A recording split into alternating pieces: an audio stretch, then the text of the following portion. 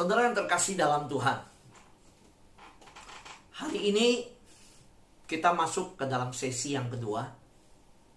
Bagaimana kita bersama-sama setelah dalam hidup ini diselamatkan oleh Tuhan, kita mau mengalami perubahan, ya, ditransform, ya, di dalam seluruh kehidupan kita. Orang yang mengenal Tuhan, hidup bergaul dengan Tuhan, pasti terjadi perubahan dalam kehendak, dalam perasaan, di dalam kemauan, di dalam pikiran. Karena itu, ketika kita diubahkan semakin serupa Kristus di dalam pikiran, di dalam kehendak, di dalam kemauan kita, maka tujuan hidup kita, perubahan hidup kita, itu semakin hidup di dalam kehendak Tuhan. Tujuan kita bukan tujuan untuk memuaskan diri lagi, tapi tujuan seperti yang Yesus katakan, makananku ialah melakukan kehendak Bapa. Perubahan hidup kita bukan perubahan yang di kulit saja kelihatan, tapi perubahan sampai kepada batinia kita, manusia rohani kita, bukan jasmani saja. Mari kita sama-sama melangkah mencapai tujuan yang Tuhan tetapkan untuk kita dan alami perubahan hidup yang Tuhan inginkan. 3 langkah mencapai tujuan dan perubahan hidup. Mari kita lihat ayat Amsal pasal 16 ayat 9. Ya. Amsal pasal 16 ayat 9. Hati manusia memikir-mikirkan jalannya, tetapi Tuhanlah yang menentukan arah langkahnya. Saudara terkasih dalam Tuhan, pada waktu saya membaca orang-orang Rusia di Bali tidak bisa tarik uang, tidak bisa ambil uang dari ATM, rekening mereka dibekukan. Saya dalam hati saya bilang, betapa sedihnya. Mereka merencanakan libur mungkin 1 tahun sebelumnya. Dalam liburan di negara orang lain, sekarang mereka nggak punya uang, orang kaya, tetapi terkatung-katung, luntang-lantung, nggak bisa ngapa-ngapa, karena tidak pernah menyangka negara mereka akan mengalami perubahan, yaitu sebuah peperangan di Ukraina sana. Karena Rusia dijatuhi sanksi, perusahaan-perusahaan dijatuhin sanksi, orang-orang di luar negeri juga dijatuhi sanksi. Yang sedang ada di Bali, rekening mereka dibekukan, nggak bisa ambil uang. Pada saat saya membaca berita tersebut, saya teringat bagaimana persiapan firman Tuhan. Benar ya, manusia bisa memikirkan jalannya, tetapi Tuhan yang menentukan arah langkahnya. Pengusaha-pengusaha, orang-orang kaya di Rusia, hanya dalam waktu 1 hari tiba-tiba nggak punya apa-apa. Bahkan saya membaca bahwa yang punya kapal pesiar, mewah, orang kaya punya kapal pesiar, bisnis kapal pesiar, kapal mereka ditahan di luar negeri, di negara-negara menjatuhkan sanksi. Cepat-cepat kapal mereka ungsikan ke negara lain yang tidak menjatuhkan sanksi. Mari kita renungkan apa yang Amsal katakan ini. Bukankah dalam hidup kita nyata sekali apa yang firman ini katakan? Hati manusia memikir-mikirkan jalannya, tetapi Tuhanlah yang menentukan arah langkahnya. Artinya bahwa kita dapat merencanakan hidup yang diinginkan. Mungkin berlibur ke sana, mungkin rencana bisnis yang ada. Kita punya perencanaan-perencanaan dalam kehidupan kita. Tetapi hanya Tuhan yang memberikan kekuatan untuk mengalami dan menjalani tujuan dan perubahan hidup itu. Kita maaf ya, sebentar. Oke.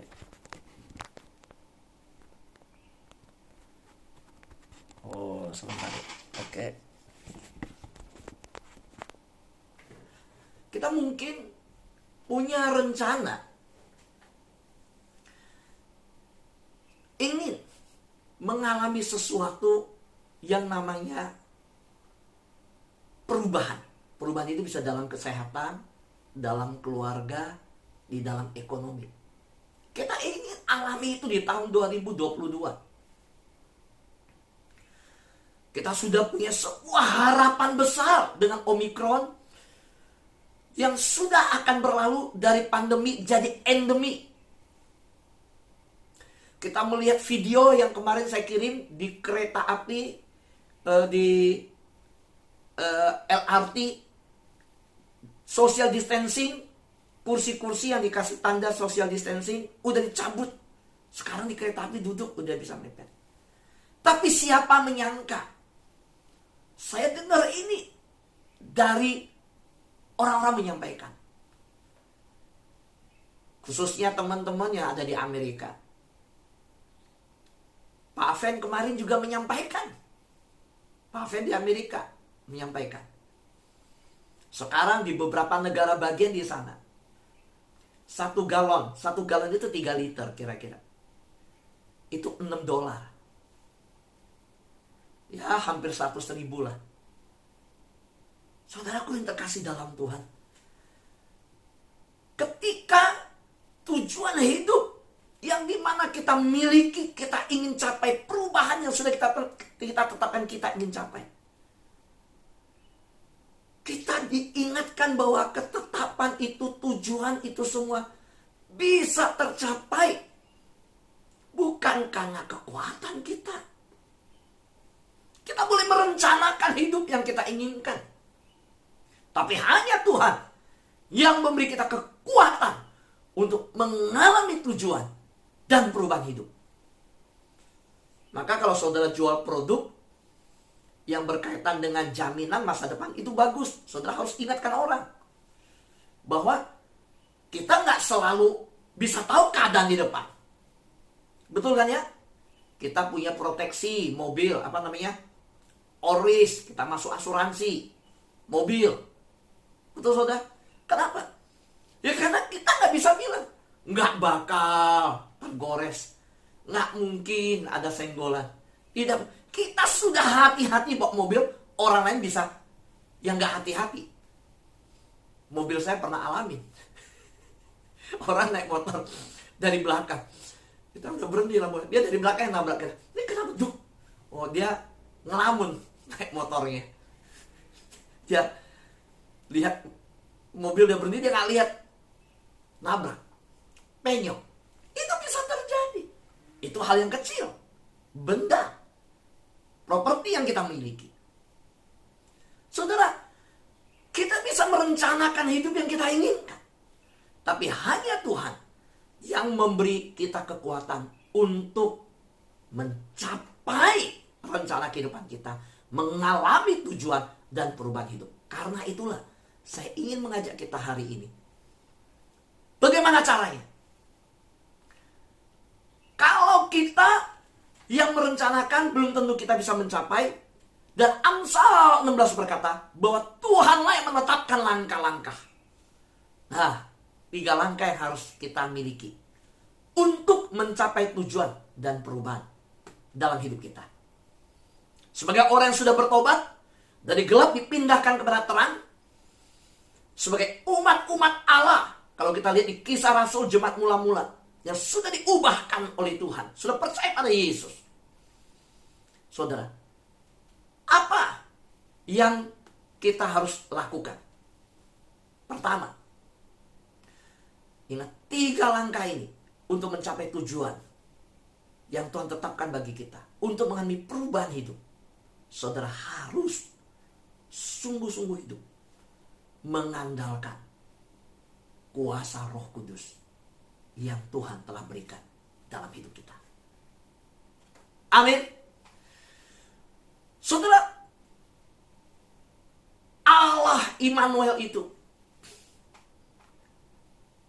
menyertai kita sampai pada kesudahan zaman.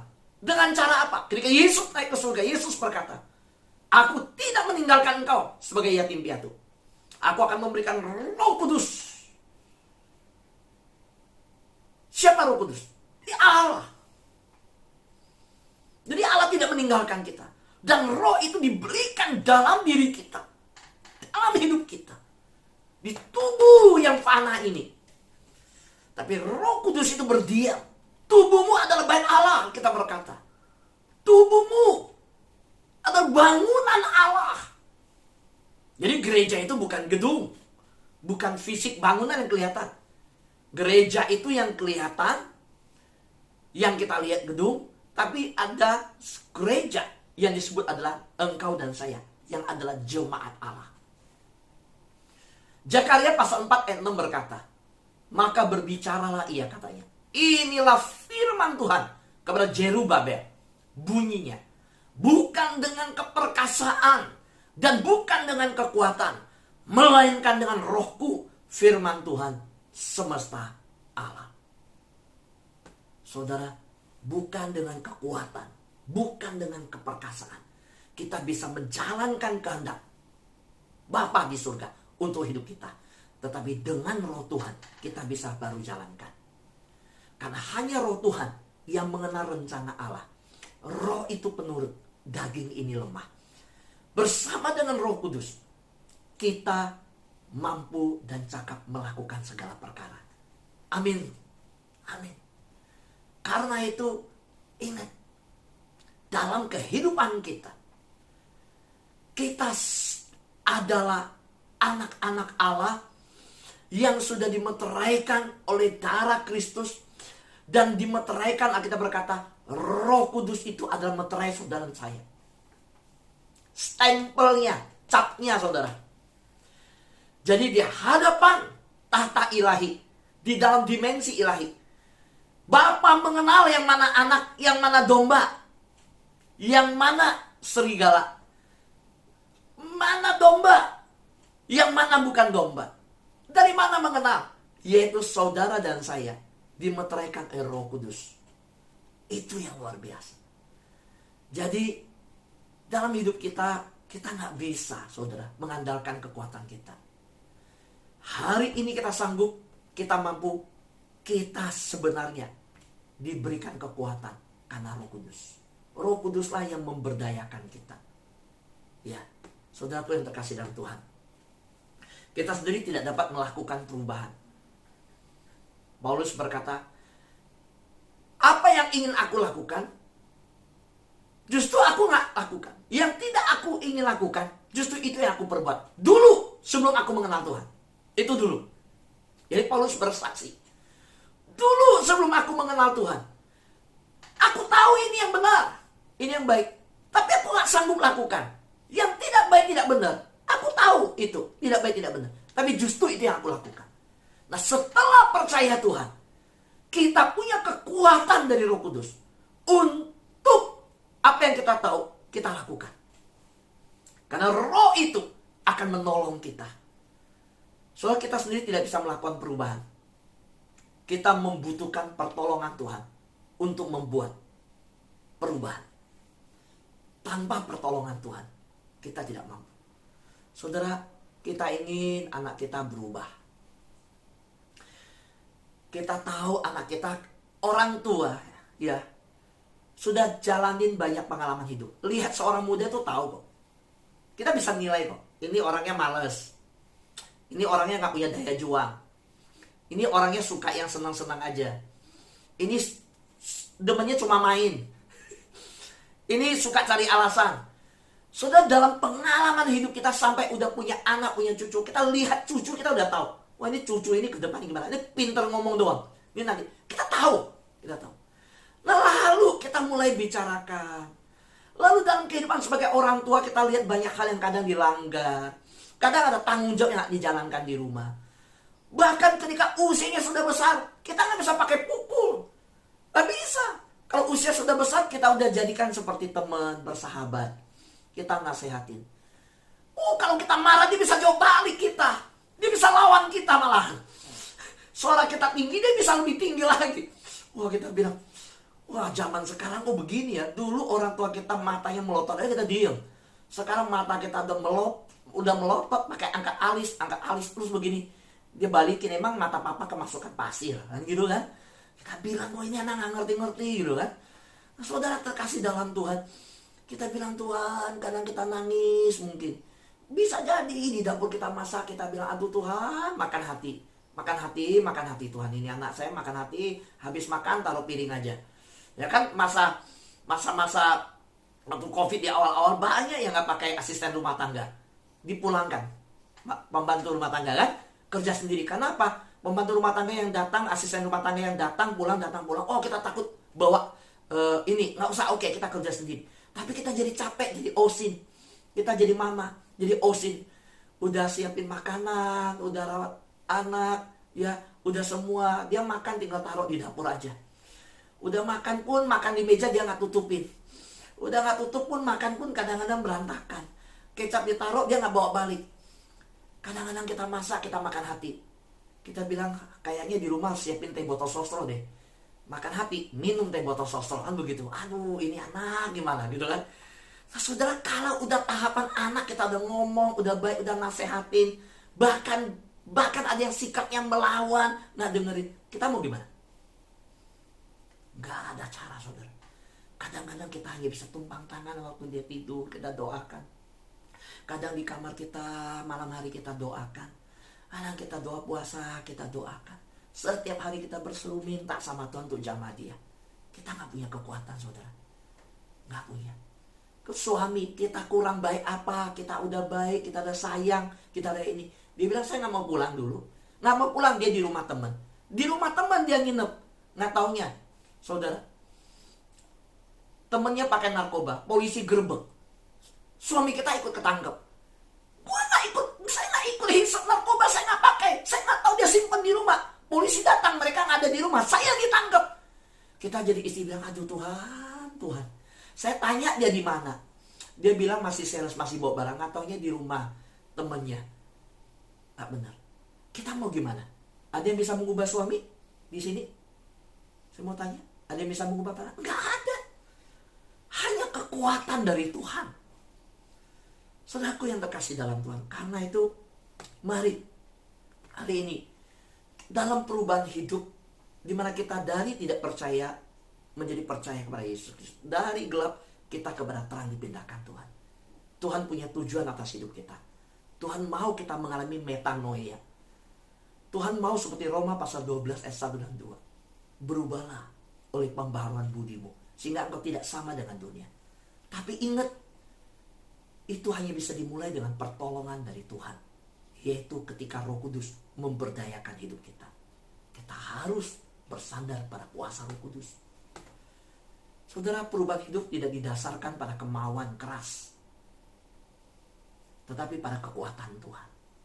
Karena itu ketika pasangan kita, saudara, yang mungkin terjerat narkoba, mungkin terjerat pornografi, terjerat dengan judi, bahkan dia berkata, aku mau lepas, aku gak mau kembali ke tempat itu. Katanya kembali lagi.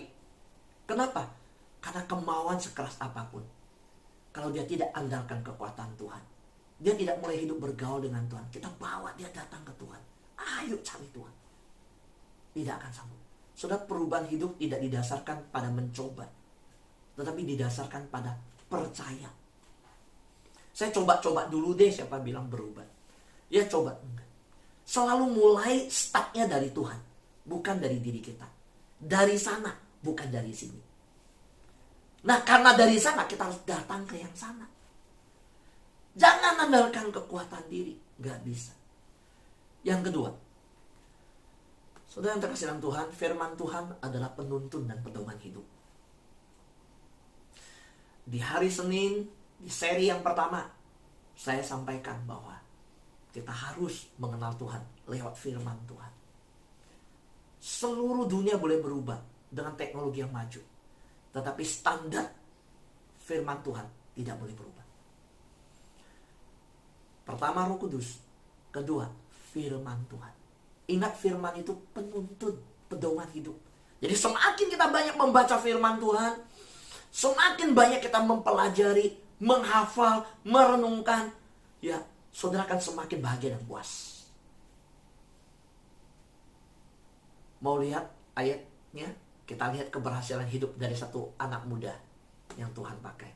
Anak muda karena gak ada apa-apanya dibanding Musa, ya. Saudara, takut dan gentar Yosua waktu gantikan Musa. Bagaimana menyeberangi sungai Yordan? Bagaimana mengalahkan musuh?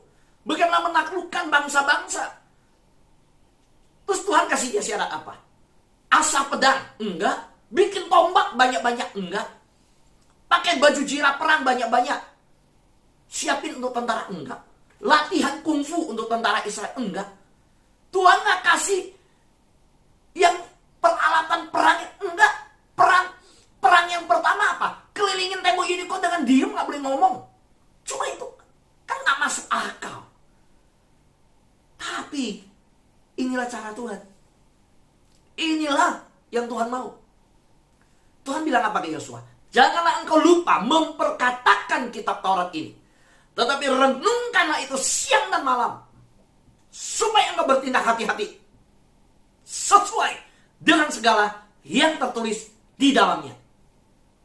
Sebab dengan demikian perjalananmu akan berhasil dan akan beruntung. Sekarang saya mau tanya, ya, yang di YouTube boleh ketikkan, yang di chat boleh tulis di chat, yang di Zoom boleh tulis di chat. Siapa yang mau berhasil dan beruntung? Saya angkat tangan dulu. Jujur, saya mau. Berhasil dan beruntung. Siapa? Saya mau. Mau. Dan Tuhan bukan gak kasih kita berhasil dan beruntung. Tuhan tawarkan loh. Tuhan kasih, Tuhan bilang aku. Artinya gini, berhasil dan beruntung bukan didapat di luar Tuhan. Tuhan sudah memulai dari dirinya. Dan Tuhan berani menjanjikan, pasti Tuhan tepati. Tuhan berkali bilang, perjalananmu Yosua dan bangsa Israel akan berhasil masuk sampai tanah Kanaan. Tuhan udah ngomong jauh. Padahal Musa aja belum sampai masuk tanah Kanaan. Tuhan bilang, pasti kamu berhasil masuk sampai tanah Kanaan. Itu jauh loh saudara.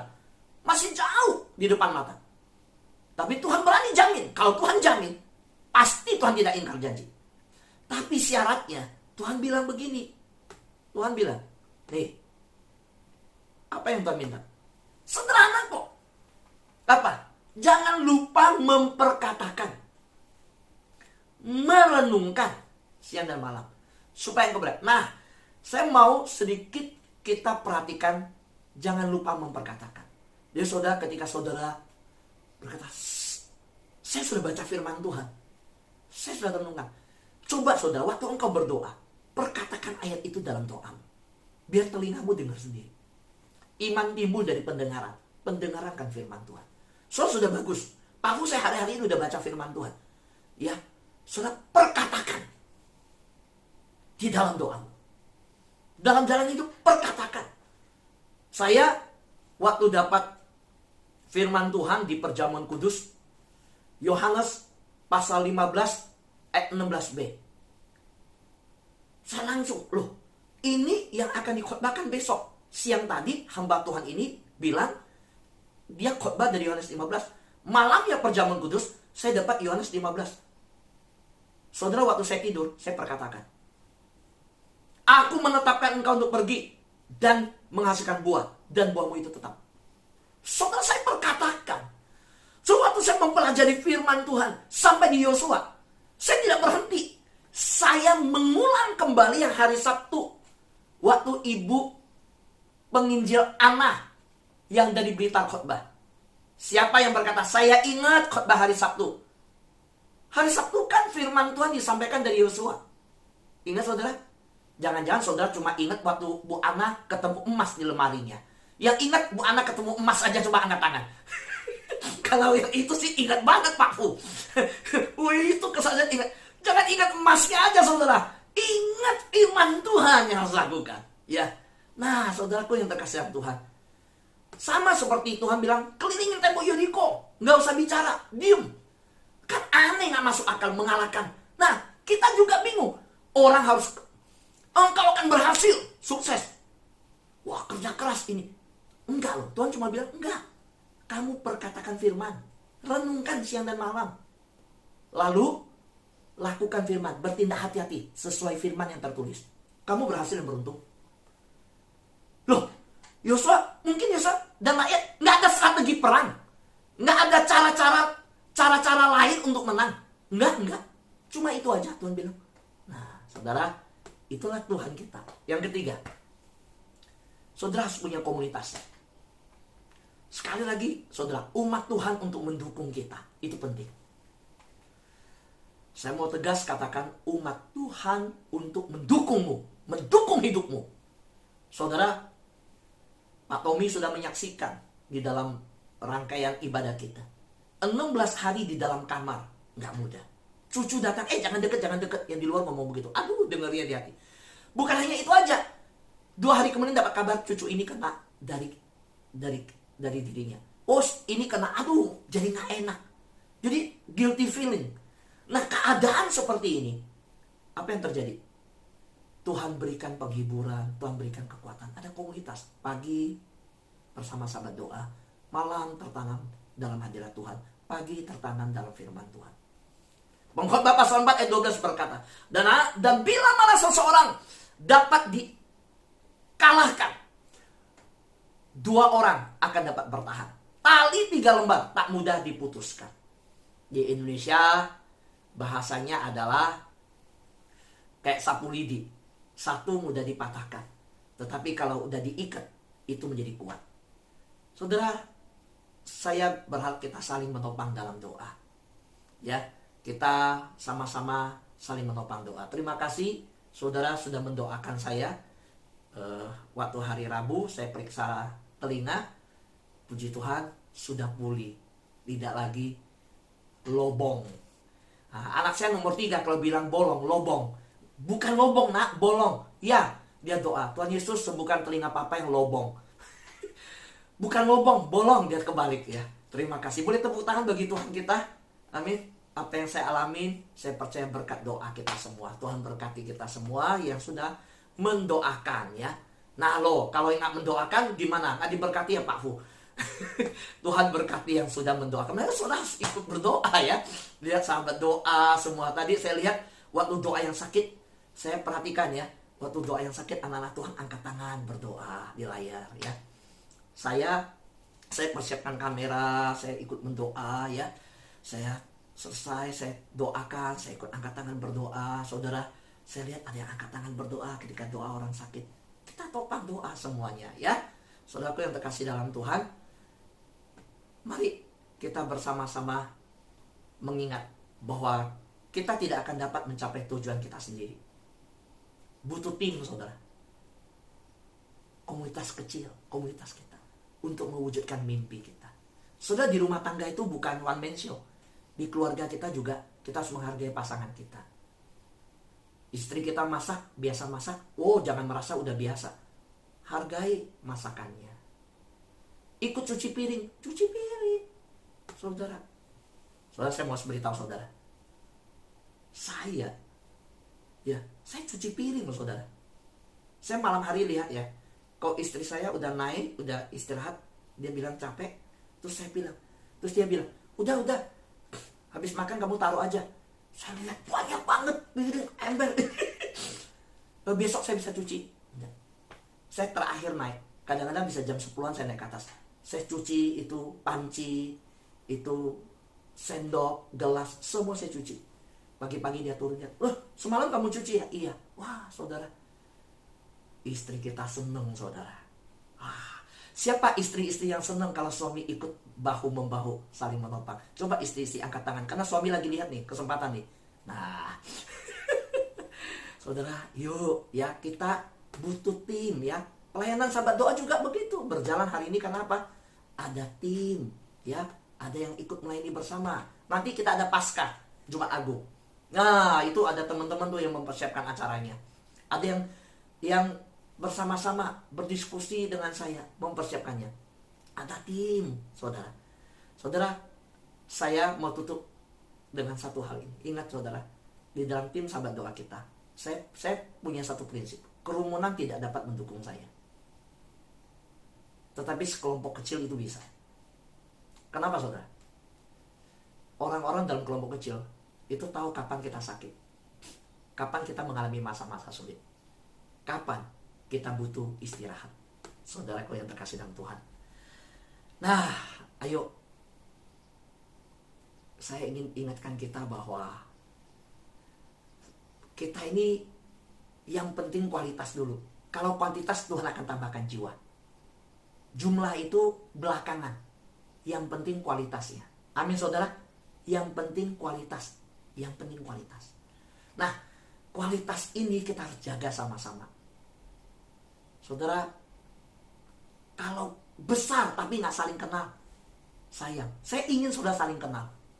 Saling tahu, saling mendoakan. Ya, kita bukan cari besar. Oh, banyak orang. Enggak. Ada banyak bilang, Pak Fu, saya gak ikut Zoom lagi Pak Fu. Saya ikutnya di YouTube. Wah, gak apa-apa. Gak apa-apa. Kan yang penting dia ikut. Bahkan ada, saya gak bisa ikut pagi, tapi siangnya saya mengulangi Pak Fu. Sekarang pagi ikut YouTube gak bisa, Zoom gak bisa. Tapi setiap malam sebelum istirahat, saya tetap saya ulang. Karena sahabat doa itu spesial buat saya di hati saya. Saya bilang, puji Tuhan, terus bertumbuh. Dan kami masih jadi teman. Lebih baik begitu. Daripada di dalam Zoom, tapi saudara gak sehati. Lebih baik saudara tetap sehati, walaupun saudara tidak bersama-sama di pagi Zoom, tapi saudara sehati, satu frekuensi dengan Tuhan. Satu frekuensi, satu tujuan dengan Tuhan. Saudaraku yang terkasih dalam Tuhan, karena itu, yuk, sudahkah saudara mencoba mencapai tujuan saudara dan pernahkah saudara mencoba mencapai tujuan hidup saudara, mengubah hidup saudara sendiri? Nah, yuk, berhenti. Bukan berhenti mencapai tujuan, enggak. Berhenti andalkan kekuatan sendiri. Saatnya berhenti terbang sendirian. Jangan lakukan sendirian. Yuk kita belajar andalkan Roh Kudus, andalkan firman Tuhan, dan mari kita mengandalkan komunitas yang ada, berbaur bersama-sama, bertumbuh bersama-sama.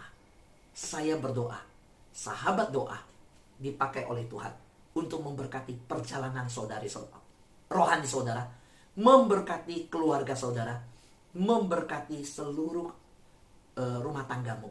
Melalui sahabat doa, anak-anak Tuhan semakin bahagia di rumah tangganya, semakin mengalami keberuntungan di rumah tangganya, semakin berhasil. Seperti kalimat di Yosua, berhasil dan beruntung menjadi milik seluruh sahabat doa hari ini.